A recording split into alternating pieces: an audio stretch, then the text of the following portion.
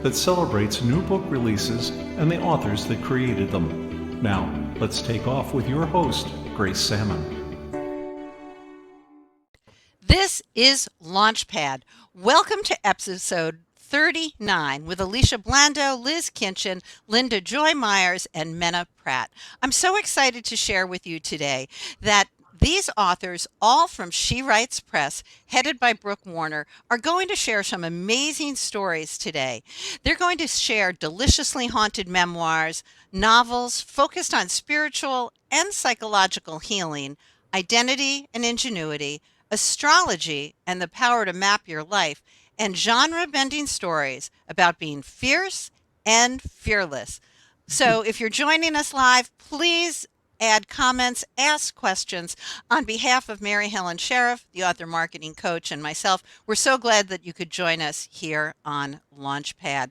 We're waiting and hoping that Alicia Blando will join us. She is the author of Open for Interpretation, A Doctor's Journey into Astrology. Liz Kinchen with her book, Light in Bandaged Places, Healing in the Wake of Young Betrayal. Linda Joy Myers in The Forger of Marseille, and last but not least, Menah Pratt with Black Wild Girl, a writer's journey to take back her superpower. I am so excited to have all of you here today. Thanks for coming. Thank you. Thank So- you. Good to be here. Well, Brooke Warner has just always impressed me with the She Writes Press authors, how they handle memoir, how they handle novel, so many things going on. So let's start right away with Liz Kinchen and your engaging book, very interestingly titled, Light in Bandaged Places, Healing in the Wake of Young Betrayal. Tell us about it. Okay. Well, here is my book and its cover. So it is a memoir about emotional wounding and healing.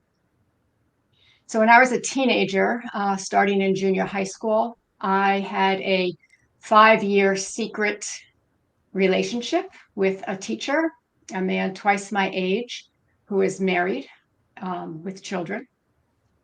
So I was a lonely child, had a lonely childhood, and my parents weren't paying super close attention to me. So at the time, his attentions felt wonderful to me. And I mostly thought at the time that that relationship was great. It ended once I went to college, and I shut the door on that relationship and didn't think about it very much for years. And I had no idea how much it actually harmed me. But as an adult, I had trouble being open and honest in relationships. And I was pretty cut off from my emotions. And I didn't really know it, I didn't really realize it. I was very functional in the world, and I thought I was happy. But problems really emerged when I got married. And after a short time, my marriage was in crisis, and I didn't understand why. I didn't understand what was wrong with me.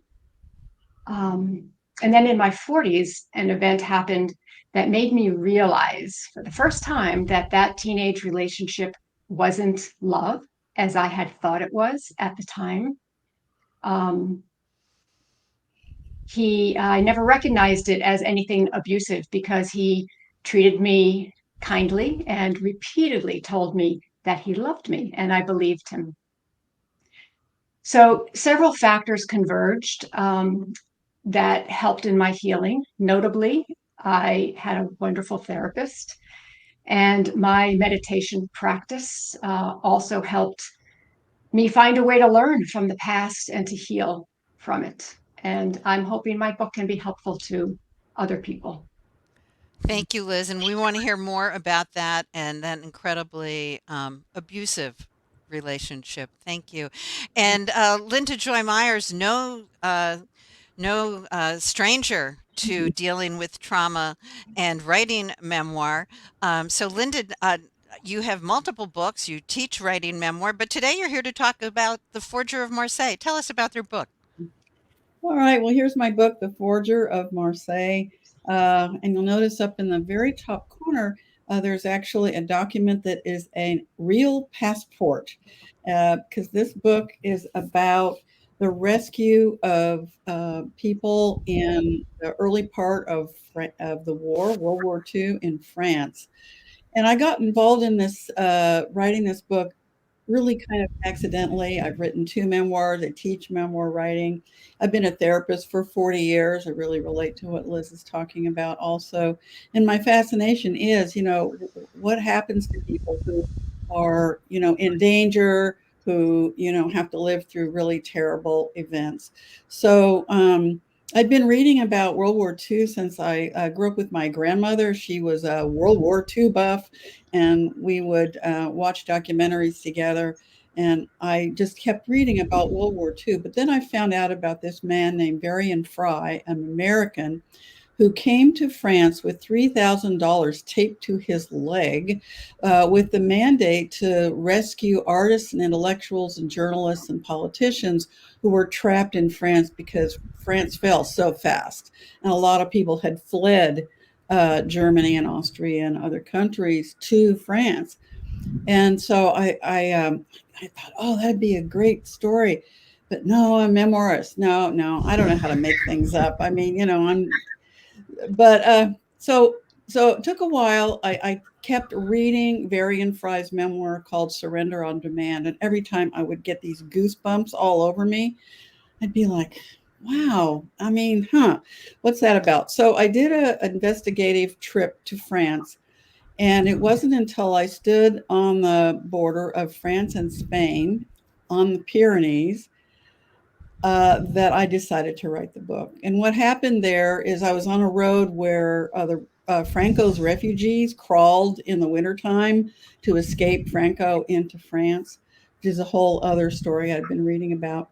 All of a sudden, this voice started whispering in my ear, hello, my name is Cesar. You need me in your book. I'll help your main character. I'm like, okay, I'll write the damn thing, So I had done a lot of research already and had begun it. So my main characters, Simone and Mr. Lee, both from Berlin, they fled to Paris to escape Hitler. The war came at them.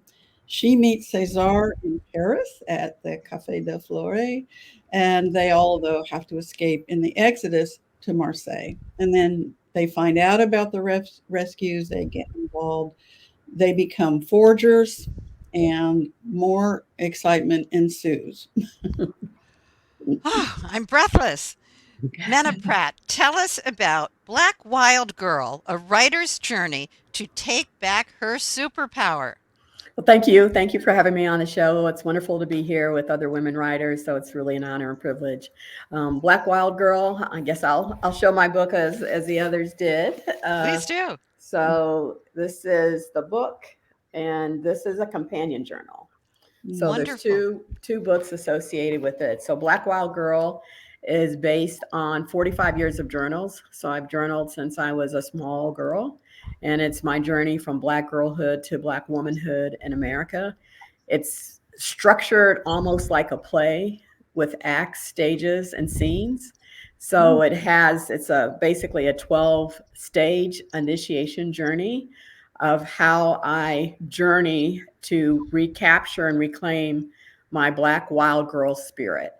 And I can just share sort of the short story that is the key point of the book, is that when I was 5 years old, I guess I was misbehaving. I say I was acting as a Black wild girl should act in the world, being sassy with attitude.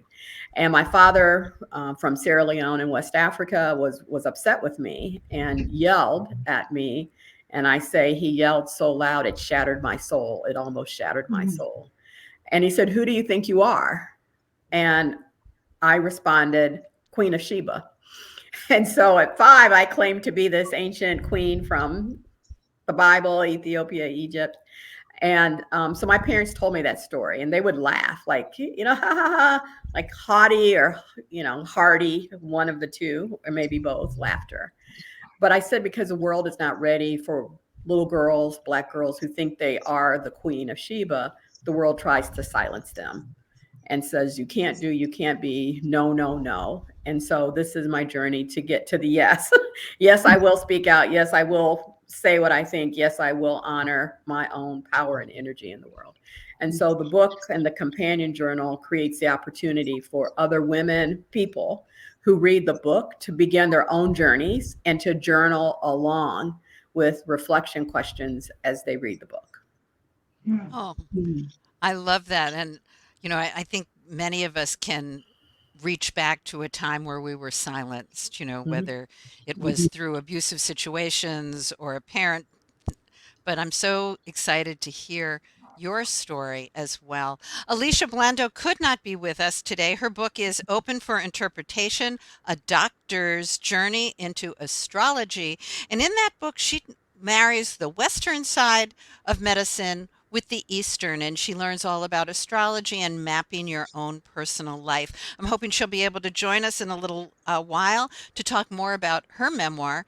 But if not, perhaps we can reference it as we go. Liz, let's go back to you.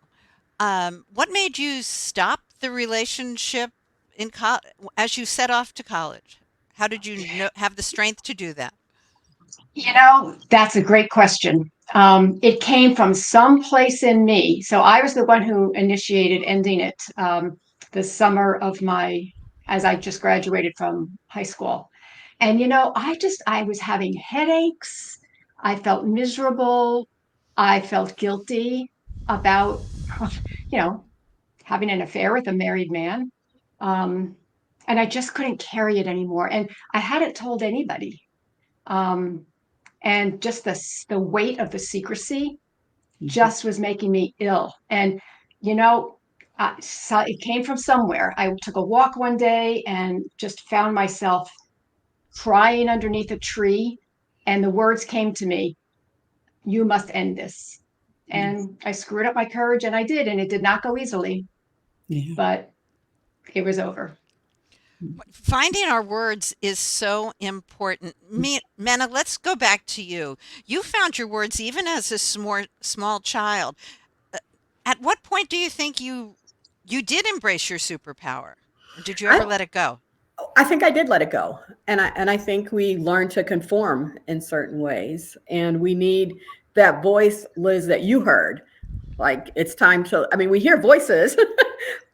We don't always, I mean, just like Linda, you heard a voice. It's like, my name is Cesar, I mean, we hear messages come to us. And I think particularly as women, like that's our intuition, our divine feminine energy.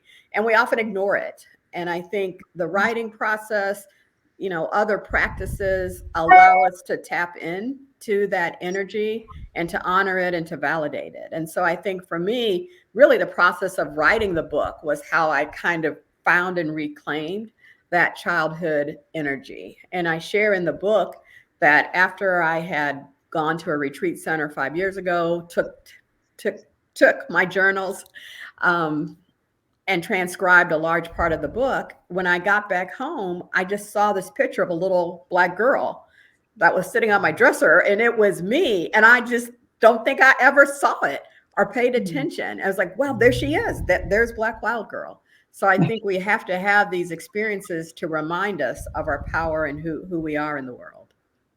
Yeah. Linda Joy, you're the first one who talked about, although we've now all talked about hearing those voices. Um, I'm always very jealous of novelists who hear that. So, what do you think that's about? Menah talked about there's that perhaps women's intuition, sixth sense. What do you think? Yeah, it kind of had to be. It probably came out of my emotional feeling about reading. I'd read so much about the suffering of these people and what was done to them in Spain, and I knew a ton about what happened in Berlin. I had done a lot of research about Germany already, and all these refugees, and it just tore at my heart, which is part of why I admired what Varian Fry did so much. And I thought, well, what's the best way to do this? But this whole thing about reclaiming, I wrote down what you said, reclaiming our words. I mean, I was a silenced child also. And so I've learned, how to use words. I've written 2 memoirs, which was very healing, and I've been a therapist and all that. But I'd always secretly wanted to write a novel. But it just seemed like the highest level of, you have to make things up and you have to be very accurate, of course, if you're writing historical fiction. And it was sort of like, finally when he spoke to me, I'm like, okay, fine. I have no idea how to do this. Really. I haven't written a novel. I don't know what will happen, but I have to do it. And the following year, I drove up this curvy road in the rain and wind during almost a hurricane to go stand in the same place. It was a year later. I thought I must be nuts because the rocks were falling off the cliffs and it was flooding and everything. And I stood there and I talked to Cesar and I said, Cesar, I'm doing it. So I think it's another way of me healing and finding my voice too. I love that. That makes me want to applaud. I know. Sweet. Well, writing is such, I think, a magical journey. I've written 6 nonfiction and 1 fiction, and I would say to Linda Joy, for some reason, fiction makes my heart sing in a way the others Different. do not. But each of your books has a very spiritual component to it, I think. Um, it's the personal growth, but there's that inner look. And Liz, let's go back to you. The spiritual part, if you will, and you may call it something else. But to me, each of your books leapt out at a deep inner spiritual core. Yeah, I had an interesting journey in spirituality or religion because I grew up in a very strict, dogmatic Christian household. My dad was a minister, actually. Oh, And I just struggled with it. And as a teenager, it kind of turned my back and kept that back turned for many, many, many years. It just didn't feel right to me. Talk about intuition. And I discovered Eastern spirituality as an adult and just resonated with it, and just got more and more immersed and involved and learned about it and practiced. I have a Buddhist practice, and I find it really life changing and life enhancing, and it's really made all the difference in my life.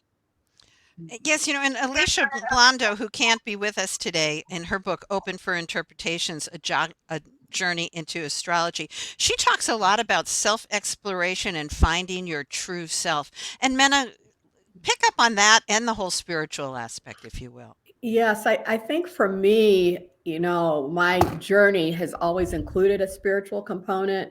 I attended church, a Black Baptist church, as a small child for a few months before it stopped due to other factors in my life. And so I've always been curious, like, what's the deal with God, from a Christian perspective? Why is it always he? Why is it he, God, he, Jesus, he? And so when I was writing my journal, I called my journal Love.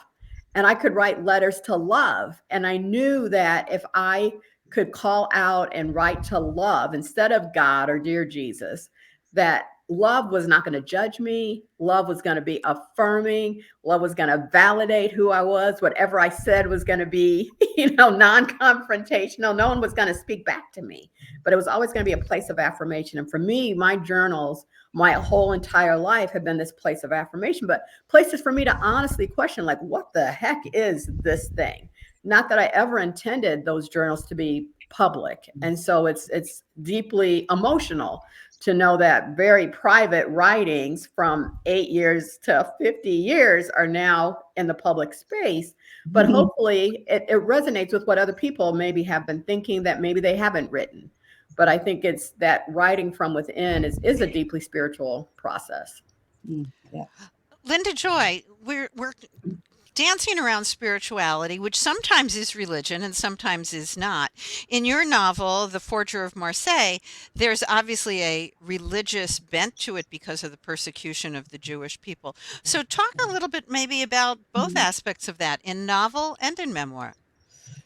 Well, as as everyone else is talking about, I too had to deal with, confront, and explore the whole what soul, what is soul, what is God, or whatever all those words are. But the thing that drove me also to write this novel was one of the characters is a luthier and a violinist, and he carries the spiritual message. He's a man who would walk among the spruce and the maple as a young man, and learn how to select the trees for the violin. And then the violins would speak and remember their history as trees because the cells of trees are still always alive. And I grew up blessedly. My grandmother, I played the cello and piano, and I had this beautiful violin teacher who would look into my eyes. And I was a abused and neglected child in many ways, and really hungry, like Liz was talking about, for attention. He would look into my eyes, and he would just say, Linda Joy, I see you. Basically, he would say that. And so I put him in the book. So he's carrying kind of this deeper spiritual message about being alive. And there's some scenes in there about prison and about what happens to people that break people. And so he's holding some of that in the book. Linda Joy, I just love how that person in your life, in your young life, looked at you with loving eyes in a healthy way. Yes. Right? Makes all the difference. So I put him in the book to keep him alive. His real he's in Don't Call Me Mother. It was Mr. Broniger and Don't Call Me Mother. Yeah. So thank you very much. Let's talk a little bit more now, and I'm going to start with Menah about how the writing of the book has changed us as people. I think sometimes we write for others, whether it's to share our story or to help them along with theirs. But I know in each of my books, I have been profoundly changed. Menah, could you speak to that? Sure. I would say I found my own power and voice through writing. And I found my wisdom. And I realized that my writing had wisdom and insight that I don't think otherwise I fully recognized. And so the opportunity to go back to writing, to my journals, and pull out wisdom and insight was very empowering for me. And so at the end of each stage, I share what I call goddess wisdom, which is the lessons I've learned from that particular stage of the journey. So in 12 stages of an initiation journey, there are all these points where this is what I learned, this is what I took away. So it's an opportunity for present day reflection on past experiences. And I think that sense of empowerment and validation for myself, it's like, wow, I have wisdom that I can share, was really empowering and enlightening. I find one of my most fun things to do is talk about the paths that the books that we have written open doors for us. So thank you for sharing that. Liz, same question. How is writing your memoir and some very, hard, I'm sure hard things to share, not that Menah's were not, but your idea of, sexual abuse, long-time affair. How has telling the story changed you? Yeah, writing this story for me was just part of a process of my getting more deeply in touch with the truths of my life and what happened.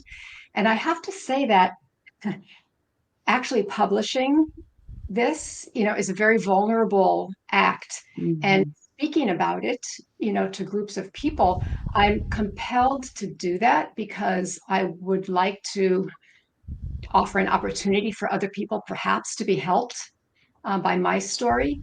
But going from a child who kept secrets and a young adult who kept secrets to be so open and exposed, for me, that is the real healing, if you will, moment, is just being myself and being out there with things that are hard. So that you were healed in the process, and that really may not have been your intent at all, but that was part of the journey. Linda Joy. Part of the journey. Linda Joy, how has the writing changed you, whether it's memoir or fiction?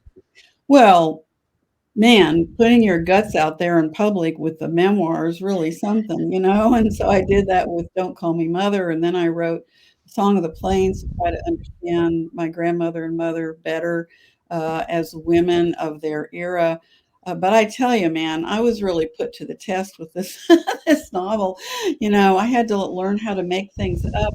The biggest thing was I had to take off my therapy hat and put on this other hat. My editor helped me with this because I was always making things easier for everybody at the end of the chapter. I'd be like, "Oh, it's okay, don't worry, you're gonna be fine." She's like, "No, we need to push them. We need to blah blah blah." I'm like, "Oh my God, really?" And so it was a different voice, a different skill. It was probably the hardest thing I've ever written because I absolutely did not know how to do it. But I love to do new things and I love to be challenged. And yes, so I'm writing a follow-up book to Forger now. What happens? Do they get to Lisbon? What happens to them? And I think that you've had the added level of historical fiction where everything, I love doing the research, whether it's fiction or nonfiction. Yeah. But yeah, it's a whole nother level when you do historical fiction. They call it research rapture, you just get involved. Down that rabbit hole we go. We only have a very few minutes left. Liz Kinchen, Light in Bandaged Places. What else would you like us to know about your book? What else to know about my book? Yeah, I think what makes it a little bit different, perhaps, from other stories of young abuse, is that I really spend a lot of time in the book showing the impact, even though I wasn't fully aware of how the abuse was impacting me as an adult. I show it. My relationships were kind of a mess, and I was a mess, and I think shining the light on that part of it is important because we all get it. I mean, to see a young girl, mistreated and abused, makes us feel horrible. But to really show that this has real impact, this really changes lives, and that healing is possible. That's the key message, really, of my book, is that healing is possible. And Menah also had a moment where she was shut down, maybe many moments, and leads us through a journey. Menah, what would you like people to know about Black Wild Girl, a writer's journey to take back her superpower? One of my experiences at Virginia Tech was that I was very privileged to meet Nikki Giovanni, an amazing poet. And she wrote a blurb for my book, and I appreciated it because she recognized that the book was this journey from a seed to becoming a tree with branches. And so in her blurb, she says that, a seed hearing the sound of my book invited others to follow to become a Black Wild Girl. And so I think for me, this is an opportunity for others to find the seeds that might have been buried so that they can become a tree. Oh, love Fabulous, fabulous. And what a connection to be able to have that as a blurb for your book. that. And last but not least, Linda Joy Myers, The Forger of Marseille. What would you like us to know about your book as we begin to close out? Well, I would like people to know that what I write about in that book is not history. It is history and it's also now. And that I would like people to be educated about what can happen in the world that lead to, the mistreatment of people and not respecting them and the bias and the prejudice that happens. So it's fiction, but it's not fiction about what really happened in the world at that time. And that we all have to do something to stand up and hold up ourselves and hold up others to help them survive difficult times. We need to be forewarned, certainly. Alicia Blando was not able to join us. Her book, Open for Interpretation, A Doctor's Journey into Astrology. Check that out as well. I am so thrilled to be able to have these three She Writes Press authors on with me today. If you are interested in writing, publishing, or marketing your book, I'd urge you to try the books that were inspired by this series. It's the Launchpad book series on writing, marketing, and publishing. And I'm so excited that Brooke Warner was actually a member of one of those anthologies. Thank you so much for joining us here today on Launchpad, and thanks to each of the three of you for being with me Thank you today. for having us. Yes. Thank you so much. Loved it.